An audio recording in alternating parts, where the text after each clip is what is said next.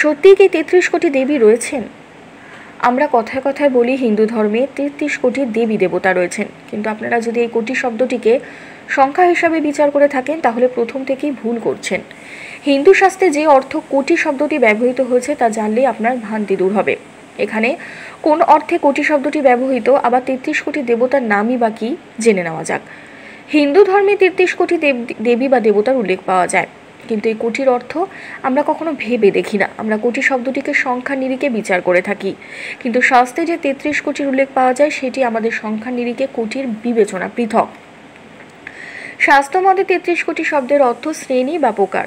বেদে যে 33 কোটি দেবতার কথা বলা হয় তা হলো 33 প্রকারের উচ্চ কোটি সম্পন্ন অর্থাৎ শ্রেষ্ঠ দেবদেবী। শাস্ত্রে 33 দেবতার শ্রেণীর উল্লেখ পাওয়া যায়। 33 কোটি দেবতাদের নাম। 33 কোটি দেবতাদের শ্রেণীতে রয়েছেন 8 বসু, 11 রুদ্র, 12 আদিত্য, ইন্দ্র ও প্রজাপতি। কেউ কেউ আবার ইন্দ্র ও প্রজাপতির স্থানে 2 অশ্বিনী কুমারকেও গণ্য করেন। 1 বসু অর্থাৎ আমাদের যে আত্মা স্থায়ী করেন ও তাদের যেখানে বাস হয়। এই 8টি বসু হলেন ধরা, জল, অগ্নি, বায়ু, আকাশ, চন্দ্র, সূর্য ও নক্ষত্র। এই 8টি বসু প্রজার ধারণও পালন করে থাকেন। নাম্বার 2 রুদ্র। রুদ্র শরীরেই অব্যয়, শরীর থেকে এক এক করে এই অব্যয় বেরিয়ে যাওয়ার সময় রোদন করিয়ে থাকে, অর্থাৎ মানুষের মৃত্যুর পর তার শরীর থেকে সমস্ত 11 রুদ্র বেরিয়ে যায়। এই রুদ্র শরীর ত্যাগ করার পর ব্যক্তিকে মৃত করে নেওয়া হয়। শরীর যে নিগৃহীত হয়ে যে রুদ্র তার নাম হলো প্রাণ। অপান, ব্যান, সমান, উদান, নাগ, কুর্ম, কিরকল, দেবদত্ত ও ধনঞ্জয়।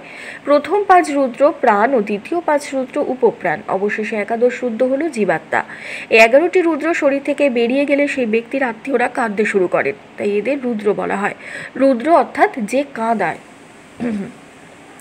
3 কাশ্যপ ঋষির দ্বিতীয় স্ত্রী অদিতির 12 পুত্রই 12 অদিত্য নামে প্রসিদ্ধ।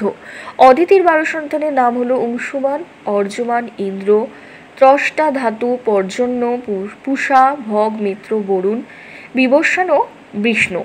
এদের উপর ভিত্তি করেই বছরের 11টি মাস নিযুক্ত।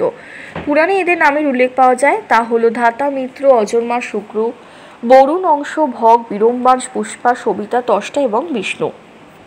4 32তম দেবতা হলেন ইন্দ্র। ইন্দ্র অর্থাৎ বিদ্যুৎ বা শক্তি। আবার 33তম দেবতা হলেন যজ্ঞ। যজ্ঞ অর্থাৎ প্রজাপতি, যার মাধ্যমে আমাদের বায়ু, দৃষ্টি, জল ও শিল্পশাস্ত্র উন্নত হয়, ঔষধি সৃষ্টি হয়। এটি 33 কোটি অর্থাৎ 33 ধরনের অব্যয়, যাদের আমরা দেবতা জ্ঞানে পুজো করি। দেবের অর্থ দিব্য, গুণযুক্ত। ধন্যবাদ।